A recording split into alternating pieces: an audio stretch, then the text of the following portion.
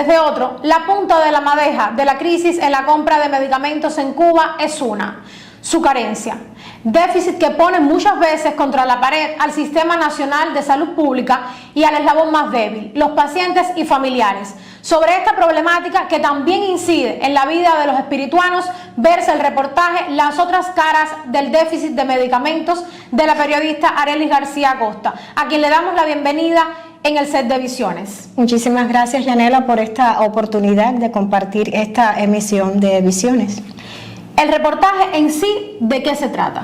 Se trata, como ya tú lo anunciabas, del déficit de medicamentos y cómo acaparadores, revendedores, coleros se benefician de esta problemática para literalmente engordar sus bolsillos a costa del dolor de familiares, de enfermos.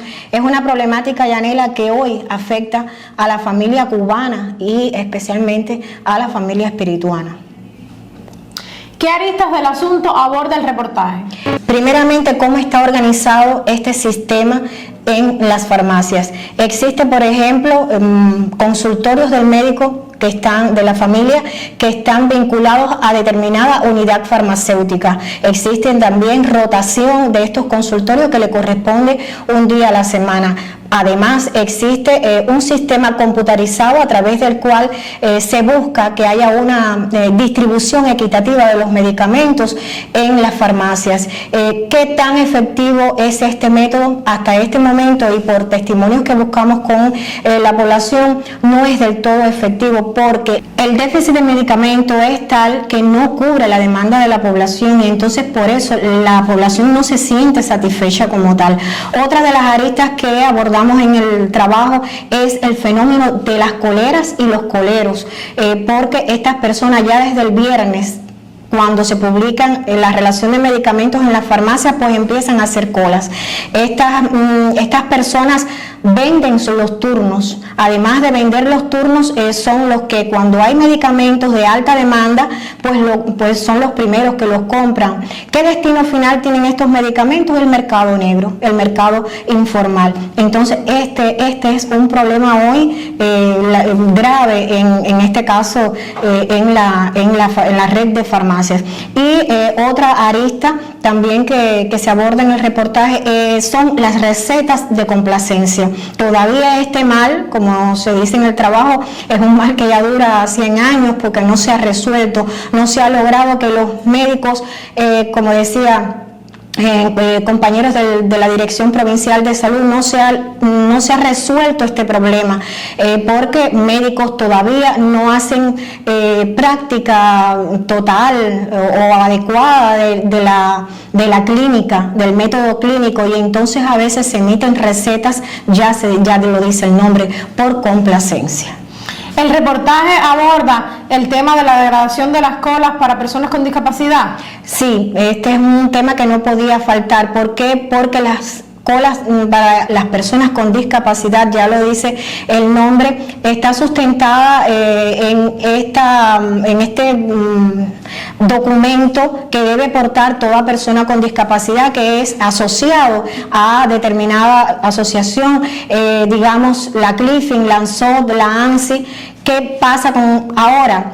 Cualquier persona, es decir, con carnet de persona diabética, donantes voluntarios de sangre y personas con bastones, que en la población, por supuesto, somos la tercera provincia más envejecida de Cuba, y hay muchas personas con bastones que hacen las colas de personas con discapacidad. Entonces se vuelve un caos y ya realmente hay un rechazo de la población a estas colas de personas con discapacidad. ¿Qué se está haciendo o qué se debe hacer?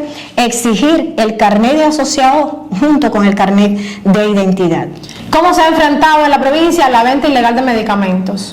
Existen dos ángulos, uno desde la comunidad, desde el barrio, y el otro desde los órganos competentes del Ministerio del Interior. ¿Qué pasa con la comunidad? Que existe cierta tolerancia todavía a todos estos fenómenos. Las personas, me explicaban los compañeros de la Policía Nacional Revolucionaria, no denuncian al 106. Hay una realidad y es que la tabla de salvación hoy, así dicho, así literalmente, es el mercado negro, es el mercado informal, porque no existe otra opción para las personas. Entonces no se denuncia.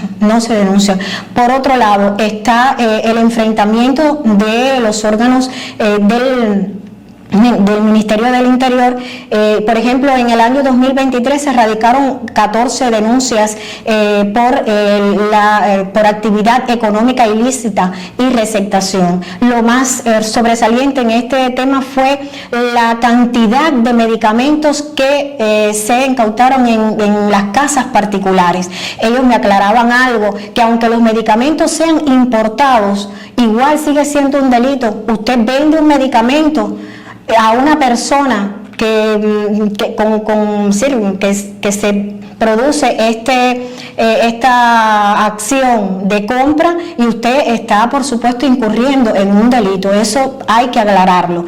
Lo otro es que los municipios con más incidencia son Santi Espíritus, La Sierpe y Trinidad. En este año también fueron sancionadas trabajadoras del sector farmacéutico por el hecho de acaparamiento.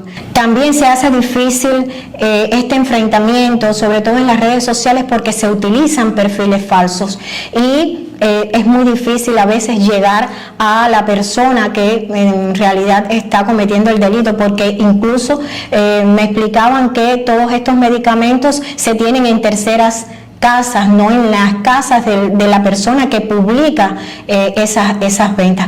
Todos estos elementos que aborda el comentario van a ser publicados este sábado en la edición de Escambray, donde las audiencias podrán un poco ahondar en todos estos laberintos del déficit de medicamentos. Gracias, Arely. De seguro ese público agradecerá tu trabajo, como también lo agradecen quienes nos ven cada semana. Gracias por llegar y te esperamos en una próxima emisión. Muchísimas gracias, Yanela.